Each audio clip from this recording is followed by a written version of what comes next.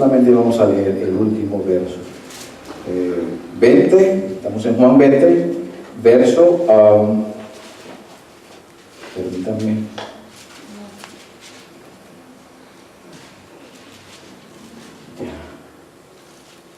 Santo Dios. Gracias, Jesús. Gloria a Dios. Santo Señor.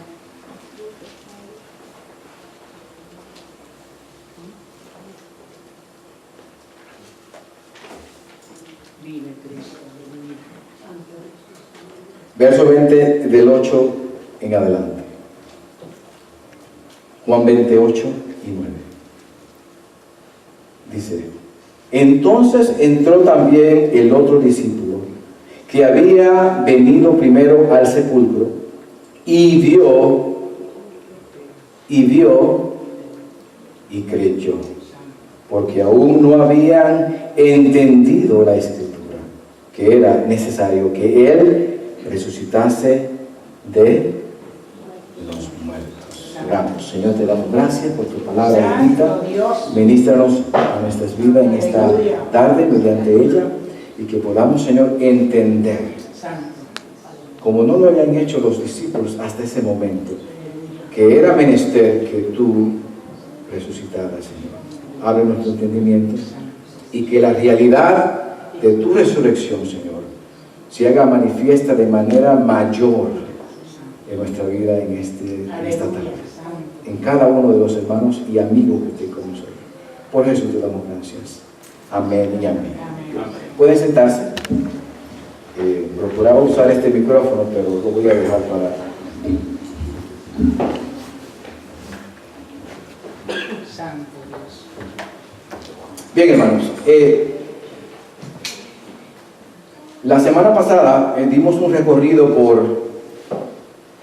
del día sábado, domingo, lunes, martes, miércoles, jueves y viernes, y nos detuvimos ahí un poco, dando una cronología de los eventos de la última semana de nuestro Señor y Salvador Jesucristo. Por supuesto, no pudimos entrar en detalle porque es muy extenso. Hoy, en la escuela bíblica, algo tan, bueno, no es casualidad, es algo tan preciso que estaba pasando, que la lección de hoy trataba de la resurrección de Cristo. Dios, teniendo todo en control, pues nos ha llevado a esto. Y es algo muy importante entender este tema. Hay mucho de lo que se puede hablar. Yo al menos tengo unos 5 o 6 sermones de esto solamente. Y todos pues son limitados por el tiempo. Y hay mucho que hablar. Dios me trajo a dar un recuento de la muerte y de la resurrección de Cristo. Algo sencillo, pero a veces intentamos ser profundo en lo que hablamos y nos perdemos. Dios me movió a regresar y traer este recuento de la muerte y resurrección de Cristo para beneficio de todos nosotros, y en particular de aquel que es nuevo o aquel que no ha conocido a Cristo. Y de eso vamos a tratar hoy. Así que manténganse, si quieren, su Biblia abierta o al tanto, porque vamos a dar algunas citas donde vamos a dar el recuento de la muerte y resurrección de Cristo. Ubiquémonos en el tiempo de Jesús. Es viernes. But Sunday is coming. ¿Se recuerdan eso? Es viernes, pero que el domingo viene. Siendo Jesús enjuiciado injustamente por los líderes religiosos y con el consentimiento del gobernador Pilato, que Pilato sabía que era inocente, Herodes sabía que era inocente, pero aún así permitieron que el pueblo pues influyera más en él. Dice Marcos 15, pueden seguirme si desean, Marcos 15:15 habla y dice: entonces Pilato, para calmar a la multitud, ¿ustedes ven? Para calmarlo. Siempre está la tentación de agradar al pueblo y no dar lo que Dios nos da, y en este caso no tomar la decisión que era la justa, y la justa era liberar a Cristo, porque Jesús nunca pecó, nunca hizo mal. Entonces dice la Biblia en Marcos 15:15 que entonces Pilato para calmar a la multitud dejó a Barrabás en libertad. O sea, el malo lo dejó libre y al bueno no. Y mandó azotar a Jesús con un látigo que tenía puntas de plomo. Cada parte de esto, hermano, tiene algo que comentarse, pero no lo vamos a hacer por cuestión de tiempo. Pero le explicaba a los hermanos, y ya saben que esto se le llamaba flagelo. Era un tipo de azote que tenía varias, unas 5 o 6 tiras de cuero, y en las extremidades tenía hueso y tenía también metales. El propósito era cuando diera el cantazo, eso quedara clavado en la carne y desgarrara la carne. Entonces mandó a azotar a Jesús con un látigo que tenía puntas de plomo y después lo entregó a los soldados romanos para que lo crucificaran. Verso 16.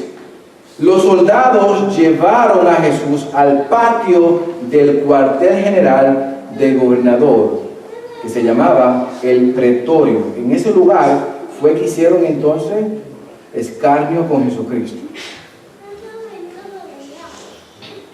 Y llamaron a todo el regimiento, todos esos soldados lo llamaron a ese cuarto.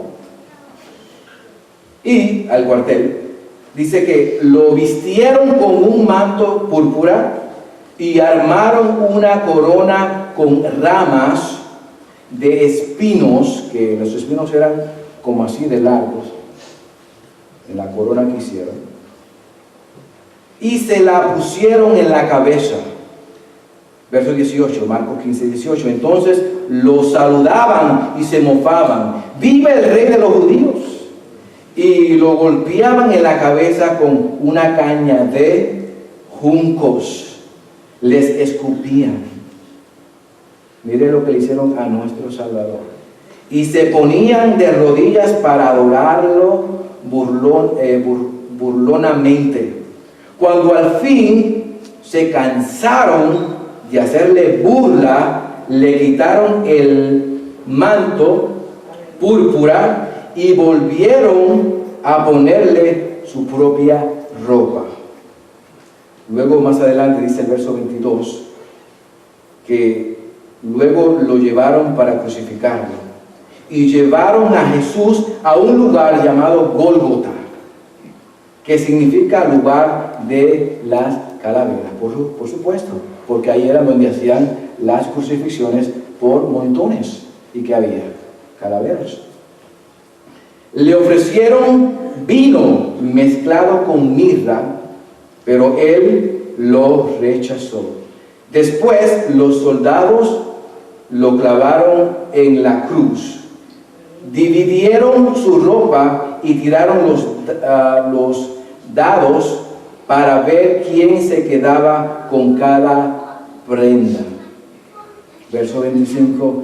Eran las 9 de la mañana cuando lo crucificaron. Aquí nos da el relato en Marcos 15 en adelante, brevemente, y hay mucho que se puede hablar. Ahora, trasladémonos un momento al día viernes, en el momento en que Cristo fue clavado en la cruz, y una breve escena de lo que estaba aconteciendo ahí. Jesús estuvo, hermanos, en la cruz unas 6 horas, clavado en la cruz, de las 9 de la mañana hasta las 3 de la tarde. Las primeras 3 horas, de 9 a 12, el día estaba claro, como hoy, hermoso día, ¿no? Estaba claro el día. Y Jesús en ese periodo de 9 a 12 fue donde hizo las primeras 3 declaraciones. Y esas 3 declaraciones que le llamamos las 7 palabras, pero en este caso habló las primeras 3 palabras, mostraba una preocupación por los demás. Las primeras 3 palabras tienen una relación con los demás. Ya las siguientes 3 horas, de las 12 a las 3, el día se tornó a oscuras. Y aquí Jesús, declaró las últimas 4 palabras que se enfocan en Dios y en Él mismo. Podemos ir a cada una de las palabras y no saldríamos de aquí hoy, pero no es el propósito de hoy, sino que estamos haciendo un recuento de la muerte de Cristo y la resurrección. Simplemente mencionaré las 7 palabras que Él invocó en la cruz. La primera palabra que Jesús, estando ahí por 6 horas, en las primeras 3 horas, convocó la siguiente palabra. La primera, en Lucas 23:34, Jesús dijo: Padre, perdónalos, porque no saben lo que hacen. Y aquí Jesús lo que hace es una súplica por el perdón de los que lo crucificaban a Él. Número 2, Jesús da la segunda declaración en Lucas 23:43, que dice: Te aseguro que hoy estarás conmigo en el paraíso. Y esto es una promesa de salvación al ladrón, ni que bueno, porque si era ladrón no era bueno. Pero Jesús le hace esa promesa de salvación aún estando en la cruz y aún en la última hora, lo que nos enseña un mundo.